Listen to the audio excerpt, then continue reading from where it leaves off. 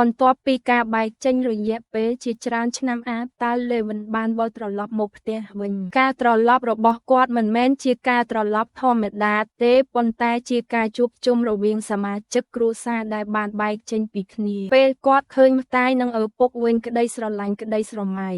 និងអារម្មណ៍ដែលបានបង្រួមចិត្តជាច្រើនឆ្នាំបានផ្ទុះឡើងយើងវិលត្រឡប់មកផ្ទះវិញហើយស៊ីលវីតើអ្នកត្រៀមខ្លួនហើយឬនៅខ្ញុំបានស្ទើរតែស្លាប់ទៅហើយខ្ញុំបានស្ទើរតែបាត់បង់នរណាម្នាក់ដែលមានអត្ថន័យចំពោះខ្ញុំបានសម្លាប់ហើយខ្ញុំបានវឹកហាត់ដើម្បីរស់សម្រាប់ជីវិតរបស់ខ្ញុំតែគ្មានអ្វីធ្វើឲ្យខ្ញុំភ័យដូចពេលនេះឡើយតើខ្ញុំអាចជួយអីបានខ្លះក្មេងតូចសួស្តីខ្ញុំឈ្មោះArthur Lennonខ្ញុំត្រូវបានប្រាប់ថាគ្រួសារខ្ញុំស្ថិតនៅទីនេះបងជាអ្នកណាម៉ាក់បាននិយាយហើយថាអូនកុំទៅស្វាគមន៍អ្នកណាដែលមិនស្គាល់គឺអូនArthurភ្ញាក់ផ្អើលLennonអូនស្រីខ្ញុំArthurស្ងៀមស្ងាត់បន្ទាប់មកនិយាយទៀតម៉ាក់ខ្ញុំត្រឡប់មកផ្ទះវិញហើយខ្ញុំដឹងថាសំឡេងនោះជាកូនបាទកូនខ្ញុំវិលមកវិញហើយម៉ាម៉ាកុំយំកុំឲ្យម៉ាក់យំកុំយំកុំឲ្យម៉ាក់យំអោព្រះជាម្ចាស់ហើយកូនប្រុសរបស់ខ្ញុំកូនប្រុសរបស់ពុកបាទប៉ាកូនមកវិញហើយកាត់មកដល់ខាងក្នុងផ្ទះវិញប៉ារបស់បានសូទៅកាន់តើកូនសុខសប្បាយទេប៉ាបានឮសំឡេងកូនប្រាប់ថាកូនមានជំងឺតើកូនបានព្យាបាលជំងឺរបស់កូនហើយឬនៅហើយម៉ាក់របស់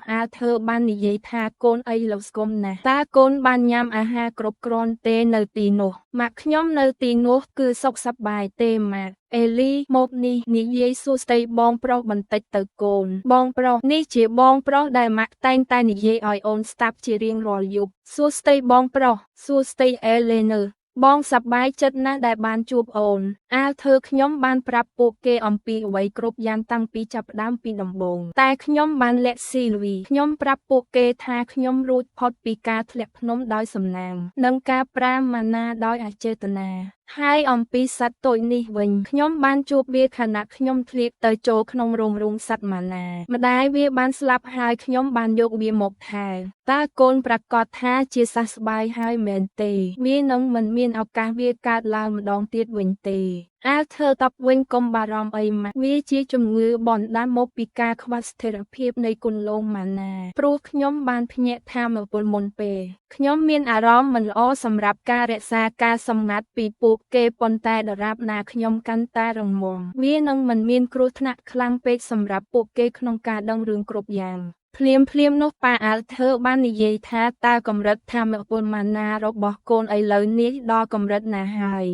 កូនទៅតែវិលមកផ្ទះហើយអ្នកឆាប់សួរអំពីកម្រិតម៉ាណាធ្វើអីតើខុសអ្វីក្នុងការប្រៀបធៀបការលូតលាស់នៃកម្រិតថាមពលបន្ទាប់ពីយើងបានមកដល់ទីនេះខ្ញុំបានធ្វើការជាអ្នកណែនាំសម្រាប់អ្នកយាមផ្ទះការដេញថ្លៃរបស់ក្រុង Hellstar តើប៉ាស្ថិតនៅកម្រិតម៉ាណារបស់ពុកកម្រិតណាហើយខ្ញុំឆ្លងទៅកម្រិតថាមពលពណ៌ទឹកក្រូចខ្មៅកាលពីឆ្នាំមុនហើយវ៉ាវអស្ចារ្យខ្ញុំឃើញថាពុកខ្លាំងជាងមុនប៉ាប្រហែលជាងាយស្រួលសម្រាប់ធ្វើការបំបែកថាមពលទៅកម្រិតបន្ទាប់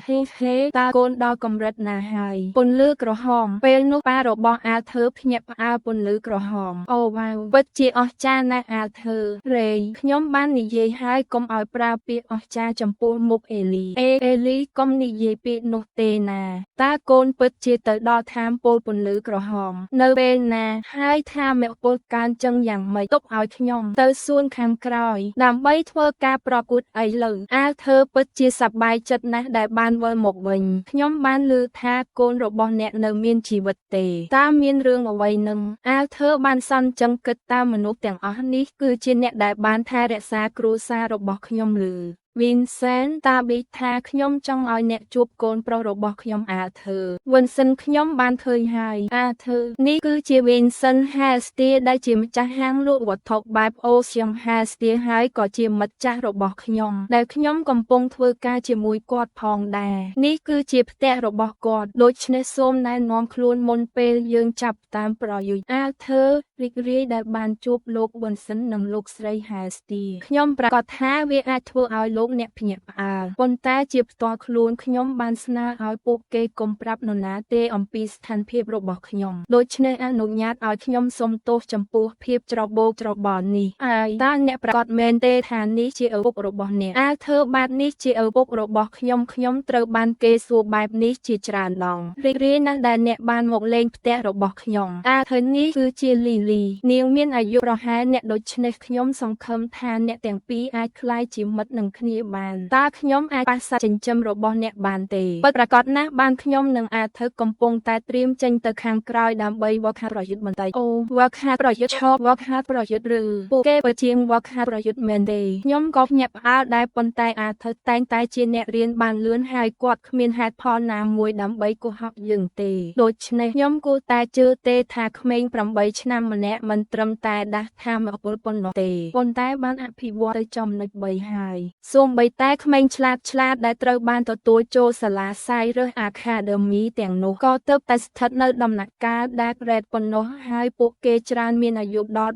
11ឬ12ឆ្នាំខ្ញុំគិតថាល្អជាងគេបើគាត់មិនប្រាប់ខ្ញុំថាគាត់ស្ថិតនៅកម្រិតពណ៌ក្រហមប៉ុណ្ណោះព្រោះខ្ញុំមិនអាចវឹកហាត់គន្លឹះថាមពលខ្លួនឯងបានខណៈពេលកំពុងរួមចំណែកជាមួយឆន្ទៈរបស់ស៊ីលវីដែលជាសត្វប្រើឥទ្ធិពលខ្លាំងមួយតើកូនត្រៀមខ្លួនហើយឬនៅប៉ាមិនមែនមានកម្លាំងខ្សោយដូចមុនទេខ្ញុំក៏ដូចគ្នាពុកជឿថាអាចឈ្នះខ្ញុំមែនទេ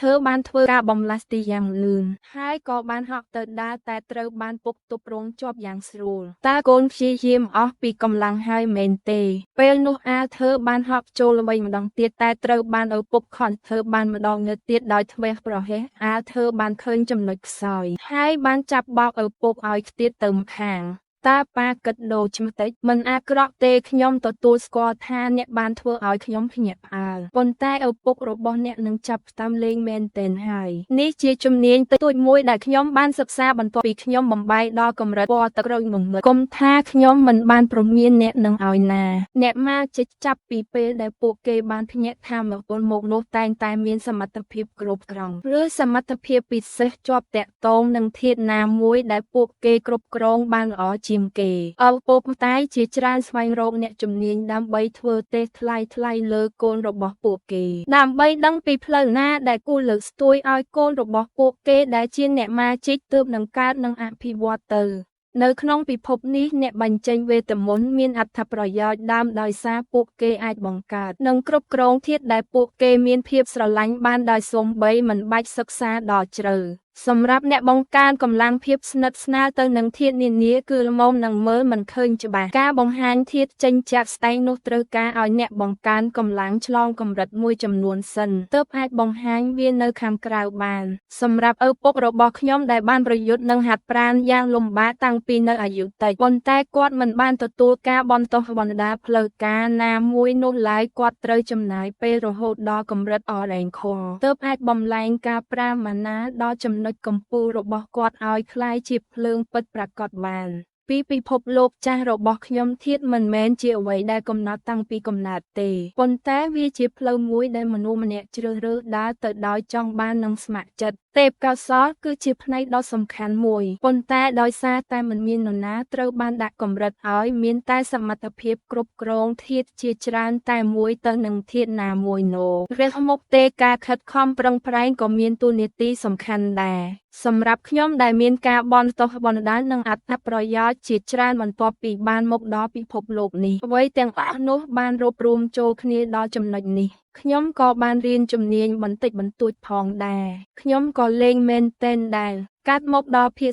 31ដែលជាភាគបន្តរបស់យើងវិញត្រង់ចំណុចធ្វើបញ្ចេញថាមពលត្រៀមនឹងធ្វើការប្រយុទ្ធវិញហាស់តាធ្វើជាបីសាច់ឬកូនរបស់ខ្ញុំមិនមែនជាមនុស្សធម្មតាទេពេលនោះធ្វើបានធ្វើការបំលាស់ទីយ៉ាងលឿនទៅពីក្រោយរេហើយធ្វើបានហក់ទៅទាត់រេតែត្រូវបានរេកេចផុតហើយធ្វើបានហក់ទៅវាយរេម្ដងទៀតដោយល្បឿនលឿនដូចជាផ្លេកបន្ទោលតែត្រូវបានរេទប់ជាប់ហើយធ្វើនឹងរេបាន ធ្វើការម៉ាត់គ្នាទៅវិញទៅមកហើយការវាយគ្នាវាងអាធើនិងរេបានបងកយជាបន្ទោសយ៉ាងខ្លាំងហើយកាត់មកត្រង់នេះវិញរេបានប្រើកម្លាំងវាយដីយ៉ាងខ្លាំងរួចរេបាច់ហប់ទៅវាយអាធើមួយទំហឹងតែអាធើបានធ្វើការទប់ជាប់ហើយអាធើបានធ្វើការវាយបក់ទៅកាន់រេវិញពួកគេបានបន្តវាយគ្នាអស់មួយសន្ទុះពេលនោះរេត្រូវបានអាធើវាយចូលមួយដៃហើយរេបានប្រើកម្លាំងយ៉ាងខ្លាំងវាយចូលមុខអាធើមួយដៃវិញពេលនោះអាធើបាននិយាយថា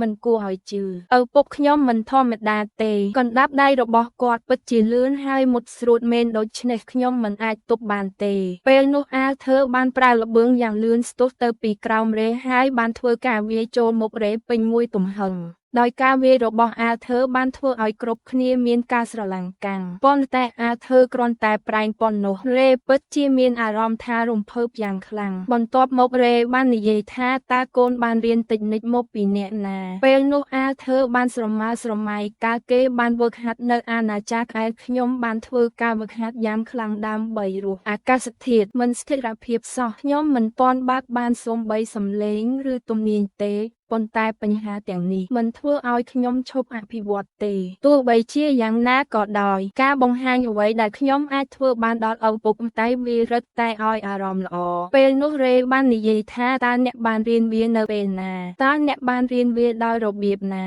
តើមានអ្វីទៀតដែលអ្នកដឹងអាធើបានតបមិនយូរប៉ុន្មានទេហើយខ្ញុំស្ទើរតែអាចគ្រប់គ្រងវាបានប៉ុន្តែខ្ញុំមិនអាចធ្វើអ្វីបានច្រើនទេពេលនោះម្ដាយអាធើបានស្រែកថាអែលលីកុំរត់អែលលីក៏បាននិយាយថាតើប៉ាមិនអីទេមែនទេយើងកាត់មកមើលរេណុលវិញគាត់កំពុងមានអារម្មណ៍ហួសចិត្តតើខ្ញុំស្រវាំងភ្នែកមែនទេក្មេងនេះពិតជាអស្ចារ្យពេកហើយរេណុលមានអារម្មណ៍ថាពិតជាអស្ចារ្យពេកហើយរួចហើយគាត់ក៏បាននាំប្រពន្ធនិងកូនរបស់គាត់ត្រឡប់ទៅផ្ទះវិញប្រសិនបងប្អូនគិតថាល្អមើលជួយចុច like និង comment រូបបេះដូងម្នាក់មួយអរគុណច្រើន